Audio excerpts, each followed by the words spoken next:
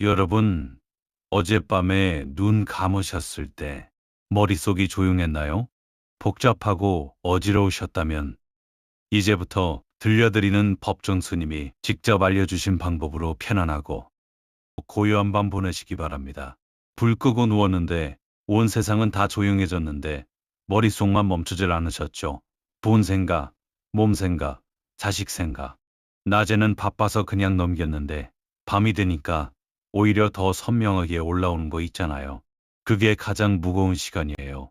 살다 보니까 알게 된 게 있어요. 건강 걱정이랑 돈 걱정은 따로 안 와요. 항상 같이 와요. 몸이 무너지면 생활이 흔들리고, 생활이 흔들리면 다시 몸이 망가지고, 이 두 가지는 한 몸이에요. 그래서 오늘은 그 두 가지를 한꺼번에 건드리는 이야기를 하려고 합니다. 법정 스님께서 이런 말씀을 하셨어요. 참된 지혜는 삶 속에서만 읽는다. 책은 문을 가르쳐 줄 수 있지만 그 문을 직접 열고 들어가는 건 온전히 자기 자신의 몫이다. 저도 이걸 책에서 배운 게 아니에요. 오랜 세월 몸으로, 마음으로, 그리고 제 곁에 있었던 어른들을 바라보면서 조금씩 깨달은 것들이에요. 인간의 하루는 두 부분으로 나뉘어요. 눈 뜨고 있는 시간, 눈 감고 있는 시간. 그런데 사람들은 눈 감고 있는 시간을 그냥 쉬는 시간으로만 알아요. 아니에요. 잠드는 시간이야말로 하늘이 기운을 돌려주는 시간이에요. 몸이 스스로 고치고 마음이 스스로 가라앉고 새로운 날을 준비하는 시간이에요. 어떤 마음으로 눕느냐, 어떤 환경에서 눈을 감느냐. 이게 사실 다음날 하루 전체를 결정하는 일이나 마찬가지예요. 오늘 제가 드리는 이야기는 수백 년에 걸쳐 관찰하고 기록하고 전해 내려온 것들이에요. 미신이 아니에요. 몸과 마음과 공간이 하나로 이어져 있다는 우리 선조들의 깊은 이해에서 나온 것들이에요. 자, 하나씩 말씀드릴게요. 집중해 주세요. 첫 번째, 동전 세입. 오래전 제가 깊은 산속에서 지낼 때 일이에요. 그곳에 연로한 스님 한 분이 계셨어요. 정말 아무것도 가지지 않으신 분이었어요. 낡고 빛바랜 장삼 하나, 평생 쓰신 바로 하나. 그런데 베개 밑에 작고 낡은 주머니가 하나 있었어요. 용기 내서 여쭤봤어요. 뭐냐고. 스님은 잠시 멈추시더니 조용히 꺼내 보여주셨어요. 동전 3개였어요. 이것은 내가 원하는 것을 담은 게 아니라 하늘의 기운이 나를 통해 흐를 수 있도록 문을 열어두는 것이야. 이게 무슨 뜻이지? 의아했습니다. 돈이란 본래 흐르는 것이에요. 물처럼 흘러야 살아요. 막히면 썩어요. 동전 세입, 하늘과 땅과 사람, 천지인 삼재를 상징해요. 내가 우주의 흐름 속에 열려 있겠다는 표시예요. 더 받으려고 움켜쥐는 게 아니라 흘러오면 받고 흘러가면 보내는 그 자연스러운 순환에 나를 맡기겠다는 마음의 표현이에요. 잠자는 말했어요. 물은 낮은 곳으로 흐르고 재물은 덕이 있는 곳으로 흐른다. 억지로 붙들려 할수록 오히려 빠져나가요. 동전 3개를 소금물에 씻어 이른 아침 햇볕에 잠깐 말리세요. 붉은 작은 주머니에 넣어 베개 오른쪽 귀 가까이 두세요. 눕기 전에 잠깐 두 손 모으고 마음속으로 말해보세요. 이 몸이 건강하기를, 이 삶이 막히지 않기를, 오늘 밤 자는 동안 하늘이 내게 기운을 돌려주기를. 두 번째, 계피 한 토막. 계피는 단순한 향신료가 아니에요. 한의학에서 수천 년 동안 써온 약재예요. 몸을 안에서부터 따뜻하게 하고 막힌 경락을 뚫고 굳어있는 기혈을 다시 돌게 하는 힘이 있어요. 특히 손발이 늘 차고 잠이 자꾸 깨고 아침에 일어나도 여전히 피곤하신 분들, 계피가 참 좋아요. 동의보감에 보면 계피는 신복한 냉기를 다스리는 약으로 기록돼 있어요. 몸이 차가워지면 마음도 차가워져요. 기운이 막히면 생각도 막혀요. 혈이 잘 돌아야 기가 돌고 기가 돌아야 몸도 마음도 열려요. 계피 한 토막을 베개머리 가까이 두면 잠드는 동안 그 은은한 향이 아주 조용하게 퍼져나가요. 정수리 근처를 부드럽게 자극하면서 신경을 이완시키고 기혈이 자연스럽게 순환하도록 도와줘요. 자주 악몽을 꾸시는 분들, 아침에 일어나도 무거운 분들, 계피 한 토막이 그 무게를 조금 덜어줄 수 있어요. 단순한 한의학에서 사용하는 약재의 효과가 아니에요. 더 중요한 의미가 있습니다. 습기 없이 잘 말린 계피를 붉은 천이나 노란 천 조각에 감싸서 베개 위쪽 가까이 두세요. 눕기 전에 두세 번 천천히 들이쉬고 내쉬세요. 몸 안에서 아주 조금씩 따뜻함이 살아나는 걸 느껴보세요. 세 번째, 원력 주머니. 이건 여러분이 정성을 들여서 직접 손으로 만드는 거예요. 붉은 천 조각에 담으세요. 새 지폐 한 장도 좋고 작은 동전 몇 개도 좋아요. 아니면 작은 종이 조각에 자신의 이름과 진심에서 우러나오는 소원 하나를 적어서 담아도 돼요. 우리는 너무 자주 원하는 것을 머릿속에만 담아둬요. 생각만 하고 바라기만 하고 정작 그 바람을 구체적인 형태로 만들지 않아요. 에너지는 형태를 원해요. 내가 원하는 바를 구체적으로 말해야 합니다.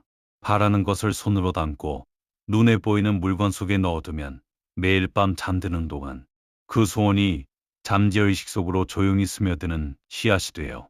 심리학에서도 이걸 인정해요. 잠들기 직전의 상태에서 뇌는 가장 열린 상태가 되고 그 순간에 들어온 생각과 감정이 수면 중에 가장 깊이 처리된다고요. 베개 앞쪽, 이마가 닿는 곳 가까이 두세요. 잠들기 전에 가볍게 손끝으로 그 주머니를 건드리면서 진심을 다해 마음속으로 말해보세요. 복은 선한 마음에서 오고 재물은 덕이 쌓인 곳에 모인다. 지금 이 순간 여러분이 가장 간절히 바라는 게 건강인가요? 돈인가요? 그 마음을 있는 그대로 인정하는 것. 그게 진실한 기도의 출발점이에요.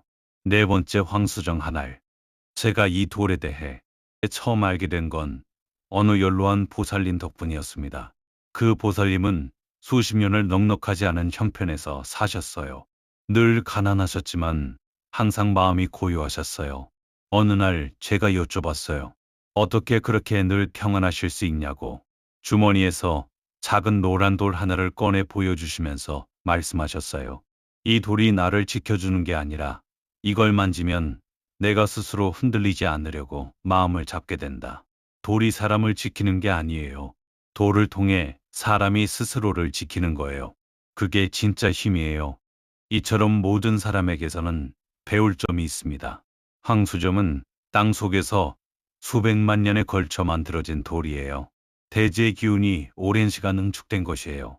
돈 걱정으로 잠 못 드시는 분들, 중요한 결정 앞에서 판단이 흐려지시는 분들, 이 돌이 마음을 안정시키고 직관을 맑게 하는데 도움을 줘요. 손톱 크기 정도의 원석을 고르세요. 흠없고 온전한 것으로요. 흰 비단이나 노란 천에 싸서 목 뒤쪽 베개 아래에 두세요. 누울 때 잠깐 눈 감고 진심을 담아 마음속으로 말해보세요.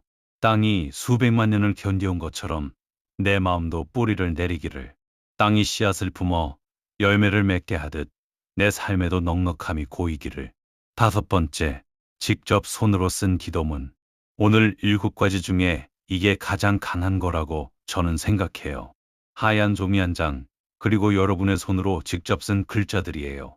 법정 스님께서는 이렇게 말씀하셨어요. 자기 자신을 들여다보는 시간을 게리하지 마라. 바쁘게 사는 것도 중요하지만 가끔은 멈추어서 내가 지금 어디를 향해 가고 있는지, 무엇을 진심으로 바라고 있는지 조용히 들여다봐야 한다. 그 시간 없이는 아무리 빨리 달려도 엉뚱한 방향으로 가게 된다. 글을 쓰는 건 그 시간과 나 자신입니다.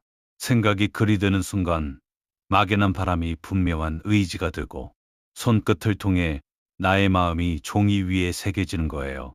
뇌과학적으로도 증명된 사실이에요. 손으로 직접 쓸 때 뇌의 여러 영역이 동시에 활성화되면서 그 내용이 훨씬 깊이 각인된다고요. 오늘 밤 잠들기 전에 시간을 내보세요. 조용히 씻고 깨끗하게 앉으세요. 새 종이 위에 나의 바램 3가지를 진심 어린 마음으로 써보세요. 첫째, 여러분의 이름과 생년월일. 둘째, 건강에 대한 소망과 재물에 대한 바람을 구체적으로. 셋째, 그것을 받기에 합당한 사람이 되겠다는 작은 다짐. 오늘보다 조금 더 정직하게 살겠다. 조금 더 덜 화내겠다. 이런 작은 것이면 충분해요. 그 종이를 3번 접어서 작은 봉투에 넣거나 신천에 싸서 베개 이마 쪽 아래에 두세요. 내일 밤 잠들기 전 그 위에 가볍게 손을 얹고 쓴 내용을 천천히 떠올려요. 그 원력은 잠드는 동안에도 잠재의식 속에서 조용히 계속 자라나요. 결과보다 그 과정에서 여러분 자신이 조금씩 달라지는 거예요. 그게 진짜 변화의 시작이에요. 여섯 번째, 보리수입. 석가모니 부처님은 보리수 아래에서 깨달음을 얻으셨어요. 세상의 두려움을 끊어내고 모든 어리석음을 녹여내고 진리를 있는 그대로 보셨어요. 그래서 보리수는 수천 년의 깨달음의 역사가 살아있는 나무예요. 잠드는 순간은 사실 가장 취약한 시간이에요. 의식이 흐려지는 그 순간에 두려움이 올라오고 낮에 억눌러 두었던 걱정들이 한꺼번에 밀려오는 시간이에요. 그 시간에 보리수 잎은 마음을 지켜주는 조용한 울타리가 되어 몸이 아프신 분들에게는 무겁게 쌓인 어두운 기운을 조금씩 덜어내는데 도움이 되고, 돈 걱정이 많으신 분들에게는 두려움에서 오는 판단착오를 막아줘요. 자연스럽게 떨어진 보리수 잎을 쓰세요. 살아있는 걸 꺾지 않고 스스로 떨어진 것을요. 곱게 말린 뒤 생강소금물로 가볍게 닦아 다시 말리세요. 연한 갈색이나 노란 천에 싸서 베개목 뒤 가까이 두세요. 누시기 전에 눈 감고 부처님 이름을 3번 조용히 불러보세요. 그리고 숨을 천천히 길게 내쉬면서 오늘 하루 짊어지고 있던 무거운 것들을 이제 내려놓겠다고 마음먹어 보세요. 다들 알고 있지만 가장 힘든 것, 내려놓는 연습. 이게 사실 가장 어렵고 가장 중요한 거예요. 일곱 번째, 오래된 염주 한 알. 여러분 중에 오래된 염주를 가지고 계신 분이 있으실 거예요. 오랫동안 손에 쥐고 기도하셨던 것, 절에서 소중하게 받으신 것, 아니면 먼저 가신 부모님이 평생 쓰시던 것. 그 염주에는 기도가 쌓여 있어요. 염주알 하나하나에 수없이 많은 날들의 숨결과 마음이 함께 쌓인 진동이 되어 있어요. 그 진동은 눈에 보이지 않지만 실제예요. 마치 오래된 향나무에 향기가 깊이 배듯이요. 그 염주에서 가운데 알 하나를 꺼내세요. 가장 많이 손에 닿던 알이에요. 흰 비단이나 붉은 천에 싸서 베개 왼쪽, 심장 가까운 쪽에 두세요. 잠드는 동안 그 진동이 가장 고요한 상태에서 심장 박동과 함께 조용히 퍼져나가요. 오래된 불안이 조금씩 녹아내리고 아침에 일어났을 때 이유를 알 수 없지만 마음이 가볍고 밝아지는 경험을 하기도 해요. 이제 솔직하게 한 가지를 더 말씀드리겠습니다. 오늘 말씀드린 7가지, 동전 세입, 계피 한 토막, 원력 주머니, 황수정, 직접 쓴 기도문, 보리수잇, 염주 한 알. 이것들은 하나의 도구이자 방편일 뿐입니다. 수백 년 동안 사람들이 몸과 마음과 공간의 관계를 탐구하면서 걸러낸 지혜가 담긴 방편이요. 그런데 이것들을 대게 밑에 놓고 그냥 누워만 계시면 아무 일도 일어나지 않습니다. 문이 아무리 아름다워도 내가 걸어서 통과하지 않으면 그냥 문일 뿐이에요. 이 7가지는 문이에요. 그 문을 실제로 걸어 통과하는 사람은 여러분 자신이어야만 합니다. 법정 스님께서는 이렇게 말씀하셨어요. 아름다운 꽃을 피우려면 먼저 좋은 땅이 되어야 하고 풍성한 열매를 맺으려면 뿌리가 깊어야 한다. 밖에서 무언가를 가져오기 전에 먼저 내 안의 땅을 일궈야 한다. 건강의 진짜 뿌리는 몸을 매일 어떻게 대하느냐예요. 충분히 쉬게 하느냐, 제대로 먹이느냐, 분노를 얼마나 빨리 내려놓느냐, 원망을 얼마나 일찍 놓아주느냐. 이것들이 쌓이면 몸이 달라져요. 재물의 진짜 뿌리도 동전이나 수전이 아니에요. 어떻게 버느냐, 얼마나 정직하게 사느냐, 남에게 얼마나 마음을 열고 사느냐. 이것들이 오랫동안 쌓이면 재물이 머무는 땅이 돼요. 재물은 탐내는 곳으로 흘러오지 않아요. 덕이 있는 곳으로 흘러옵니다. 여러분은 재물이 흘러 들어오는 곳인가요? 오늘 밤 잠자리에 드시기 전에 딱 한 가지만 스스로에게 물어보세요. 오늘 나는 좋은 것을 받을 만한 사람으로 살았는가? 오늘 누군가에게 따뜻한 말 한마디를 했는가? 화가 났지만 참고 넘겼는가? 욕심이 생겼지만 한 걸음 물러섰는가? 이 작은 것들이 모여서 밤에 여러분이 받는 기운의 질이 달라집니다. 그 질문에 스스로 조용히 고개를 끄덕일 수 있는 날은 베개 밑에 아무것도 없어도 여러분은 깊고 편안하게 잠들 수 있어요. 그리고 그런 밤이 쌓이면 몸이 달라지고 마음이 달라지고 결국 삶이 달라지기 시작해요. 마지막으로 드리고 싶은 말씀은 하늘은 열심히 사는 사람보다 바르게 사는 사람에게 더 많이 준다는 것. 이게 제가 오래 살면서 진심으로 믿게 된 것이에요. 바르게 사는 건 매 순간 선택이 필요해요. 유혹이 올 때, 화가 날 때, 억울한 일이 생길 때, 그래도 바른 쪽을 선택하는 것.